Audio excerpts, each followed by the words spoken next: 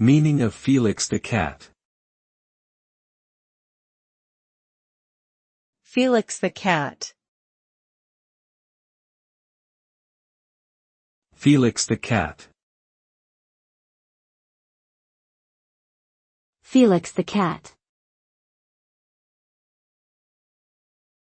Felix the Cat.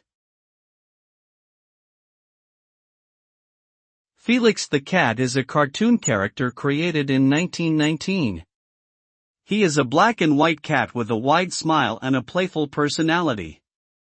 Felix was one of the first animated characters to achieve widespread popularity and became an icon of the Jazz Age. He was featured in numerous movies, television shows, and merchandise.